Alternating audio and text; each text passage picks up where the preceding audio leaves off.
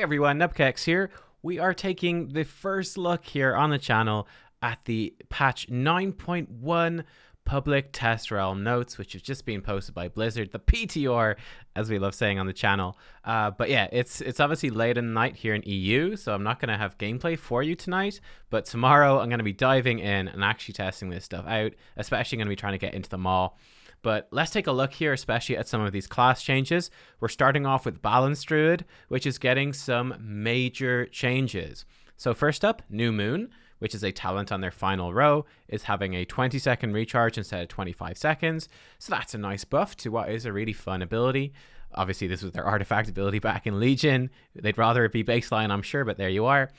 Solstice has been nerfed.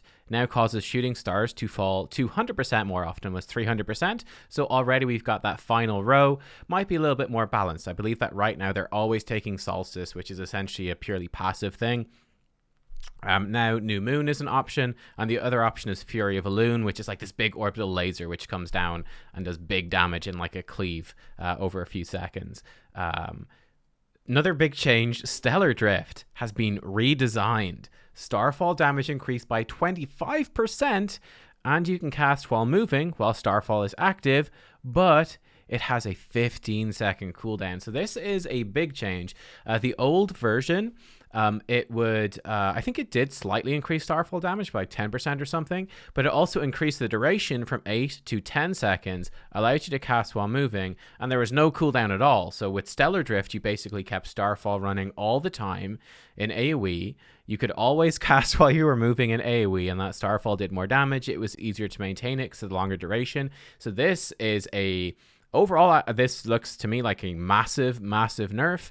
That with an 8-second Starfall with 15-second cooldown, you can only have it up for half the time for 25% more damage. That seems like quite a loss to me. And obviously you're not going to be able to always have it up and then always cast while moving. So that's a massive nerf as far as I can tell. Let me know if that's wrong.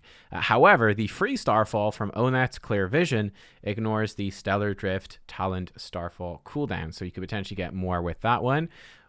But aren't we always running Balance of All Things, Nubkeks? Well, maybe not anymore. Balance of All Things now gives you 24% crit strike chance, was 40%, which decreases by 3% every 1 second, was 8% every 1 second. So obviously this is going to be, again, this is another nerf. Yes, it drains more slowly, but you're not getting that massive boost of crit damage at the start. So this will have these are massive changes. Obviously this could have a whole bunch of impacts. So for example, Night Fae is insane for Balanced Druid because you pop your Balance of All Things when you trigger an Eclipse, you go straight into your Convoke the Spirits, and that Convoke the Spirits would have, you know, like 40 or 30% crit. It was crazy strong. So that's going to be much nerfed. So potentially Covenant changes are on the cards. AoE, this is potentially different. Possibly this change is going to open up different legendary options, which isn't necessarily the worst thing. It might seem like the worst thing right now, but it's not necessarily the worst thing. There's actually pretty fun legendaries for Balanced Druid, in my opinion. It's not too bad. You know, you're not a sub-rogue or something. You've got it fairly okay there. But yeah, this is really going to be a shakeup for Balanced Druids. We'll see. We shall see. For Fire Mage, we've got a bunch of nerfs coming in as well, particularly for AoE and particularly around some cooldown reduction. So straight up, Flame Strike, 10% less damage. Flame Patch, the talent, which amped up your Flame Strike, down by 10%. Kindling, the cooldown reduction for combustion is now only 1 second. That's down from 1.5 seconds. So again, this is quite fair. And then the Infernal Cascade Conduit, the damage bonus has been reduced by 20%. So yeah, lots and lots of nerfs.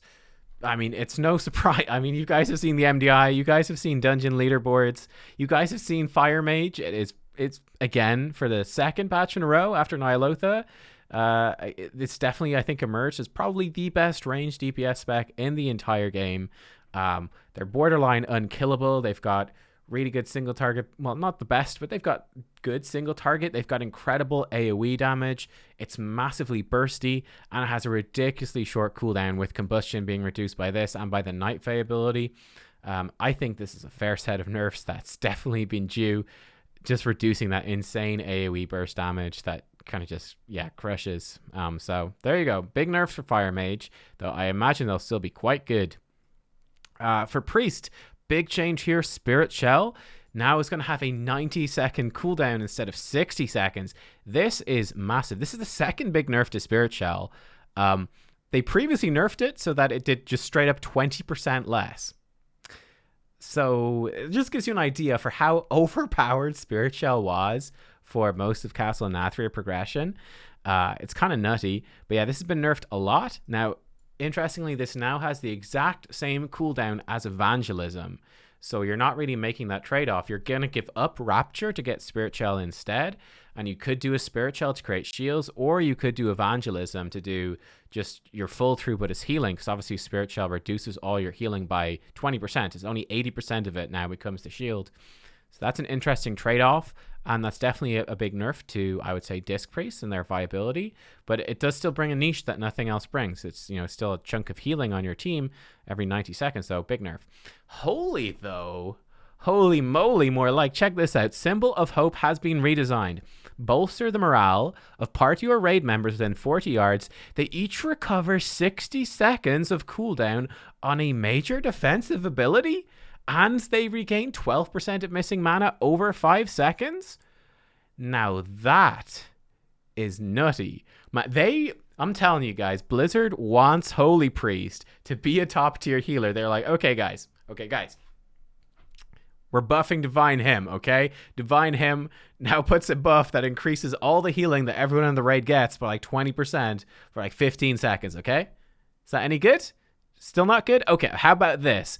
Everyone gets like 60 seconds off their major defensive. That could be Ice Block, you know? I don't know if it is. Might be Ice Block. Aspect of the Turtle? I'm not sure exactly what these cooldowns are, but that's insane. You know, like Die by the Sword, Dispersion, all that good stuff. How does it even work with Barkskin? Barkskin's cooldown isn't even that long. Like what? I don't know. It's nutty. Yeah, we'll see. We'll see exactly what these are, but this seems extremely good. Again, one of the other things that Holy's kind of been lacking is just some core healing throughput. But man, they are really boosting up their utility. So yeah, we'll see. But this is great for Holy Priest. For Shadow Dissonant Echoes Conduit, now increases Void Bolt damage by 20%, not 35%. So I don't think that's necessarily a huge deal. But it might just change it. I mean, it's just a conduit. It's not the most exciting thing. Maybe there'll be a different conduit which takes priority, but that's fine. Who cares? For rogues, the shield from Cloaked in Shadow conduit is now 50% larger, lasts for 4 seconds, previously had no duration, and no longer decays when the rogue's out of stealth. So I think this is when they go into stealth, they get a shield. I'm not 100% sure. So yeah, that sort of sounds like it might be a nerf. But it seems a bit more niche. I don't know enough about this to give you an informed opinion, unfortunately. For Warlock, Dark Pact's Absorb Shield has been increased by 216%. Okay, well, that's cool. So that's a really powerful defensive now. That's nice, very nice, and that's for all Warlock specs, as far as I know. Destruction Chaos Bolt damage up by 10%. So emphasizing their single target and 2-target cleave, obviously cleaving those Chaos Bolts. I think this is great. We really haven't seen much Destruction Warlock play in Shadowlands at all so far. So emphasizing their strength there with the Chaos Bolts, I think is pretty cool. For Affliction, Malefic Rapture damage reduced by 18%. They had floated this nerf before, and then they changed their mind on it. But there are some other things coming in here. Agony damage has been increased by 20%. Now, this overall seems like it might be a nerf. I think upping the dot damage is good to sort of compensate for that. I have no idea what those numbers actually end up being. I mean, this overall seems like a substantial nerf, but we'll see. Shadow Embrace now lasts 16 seconds. It's only 12. Can only be applied to 1 target at a time. I'm actually okay with this from a gameplay perspective. I mean, it might be a rough nerf, but from a gameplay perspective, this makes sense. This is where your Shadow Bolts or your Drain Soul will stack up a debuff up to 3 times on the target that makes them take more damage from you, basically. So previously, you could obviously multi-dot that around. It's quite intensive to do that sort of thing. So I think having it only be on 1 target makes a bit more sense. It certainly makes the spec simpler, more accessible. Personally, I would say that's a reasonably good thing. I could understand if some people don't like this. It certainly reduces a good chunk of the complexity in terms of multi-dotting that and refreshing the dots on time. Focus Malignancy Conduit, effectiveness reduced by 53%. And then I actually really like this change for PvP especially, Sacrilash's Dark Strike has been redesigned. It's a legendary. Corruption damage is increased by 25%, was previously only 15%. That's good. And each time corruption deals damage, it extends the duration of all your curses active on the target by 2 seconds. Previously, this just reduced their move speed by 50%. Now, for me, I think this is really interesting.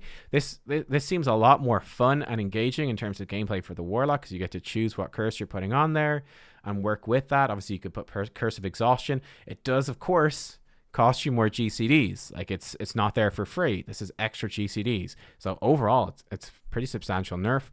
I can certainly say, though, from playing PvP, if you play PvP, like I was playing Shadow Priest in PvP, or I was playing Disc Priest in some Battlegrounds in PvP, and it was just really annoying to go up against the Warlocks with this and just be slowed by 50%, basically permanently. It's just really annoying. It's not fun, in my opinion. So, yeah, I think it's good that this was changed. Certainly this somewhat sucks for dungeons for sure, where that utility would have been, it's not hurting anyone. It's just helping the Warlocks, and they certainly need help in dungeons. So that sucks. So we'll see. Quite a few nerfs here, I would say, to Affliction. Now, Affliction is really, really good in raiding. But are they good enough in PvP or in dungeon content? I'm not sure. We'll see. But I certainly remember people did not like this when they first floated it, because it would affect them negatively in those areas of the game, despite being very strong in raiding. For Covenants, there's kind of lower info here, guys, so we'll just zip through the end of these patch notes, right? There are going to be new Covenant campaign chapters, 40 new renown levels. We're going to have more tiers to all of the soulbinds. So all existing soulbinds have 4 new rows with 3 conduit slots, 1 potency, 1 endurance, 1 finesse. That's on every single soulbind. They all have 2 new traits. They all have 1 new capper trait. Capper. It sounds kind of like a fish. Sounds like a fish. And then we've got some nerfs here, some changes. So, for example, to the Kyrian, Forge Light, Prime Mechanicos, not reducing stuns and incaps as much, so more of a PvP change. Again, this is another PvP change. I think this is where he would trigger an AoE stun when your health was brought lower. So it looks like that's been nerfed as well. So PvP changes there. Ameni, Sulfuric Emission, Fear Duration reduced. I'm not sure what that is. Probably something similar, PvP sort of thing. Then Familiar Predicaments, Nausea now reduces Interrupt, Snare, and Root effects by 20%, 25%. Again, these to me look like all PvP targeted changes, and I don't know anything about PvP, so I can't tell you. The new raid is coming on April 16th, so that's in like 3 days from now. They're going to be testing these 2 different bosses, so that's cool. Imperial Ordnance Trinket now puts other unused trinkets on a 40-second cooldown when used instead of 20 seconds, so you can't really use these together. I guess the reason is that Imperial Ordnance, it puts these dots out, and then it takes a good bit of time for that stuff to come back, so that you could have them overlap, which is not their intention with unused trinkets, is that using 2 unused trinkets shouldn't overlap, I believe is what they want. So I believe that's why they've changed that. And then there's a bunch of PvP changes. Now, I'm not going to go through these. You are, of course, welcome to read these yourself. But you can just read them yourselves. I really have no insight to give on these. Could not tell you a single thing. So, yeah, there you go. The only thing I've played much of in PvP is Priest, and all it says is new talent, improved Master Spell. What does it do? I don't know yet. I don't know, so I can't tell you anything. Lasting Plague has been removed. Okay, that sucks for PvE. That would double the duration of Devouring Plague, which was fantastic for world questing. It's great. But it was a bit silly. It was really broken in low-rated PvP where people never dispel, so he's like, my main damage spell does double damage now. Great. Bummer for me. Oh, well. Yeah. Okay, cool. Again, you guys can check it out. There are going to be new legendary powers for Death Knights, Druids, Warriors, and Mages in this PTR build. That phrasing leads me to believe that in later PTR builds for this same patch, that there will be new powers for other classes as well. So stay tuned for those. We'll check out those as well. Some existing power. Okay, we already saw the things that have been changed. And then Korthia is there, Archivist and Dreadlord questlines. Ooh, Visitor dailies. Ooh, Maw assaults and Tormentors of Torghast. What does this mean? The patch notes don't. It's like in-game tooltips. They simply won't tell you. I'll check it out though live on the PTR tomorrow. Thanks guys for watching. I hope you enjoyed this first quick look and some quick thoughts on these patch notes. Again, the big changes in my opinion, we've got kind of nerfs to Affliction Warlock. We've got significant enough changes, small but significant changes to the healing priests, and then big changes for balanced druids and big nerfs for fire mage. I'll see you next time, very soon actually, tomorrow. Bye bye.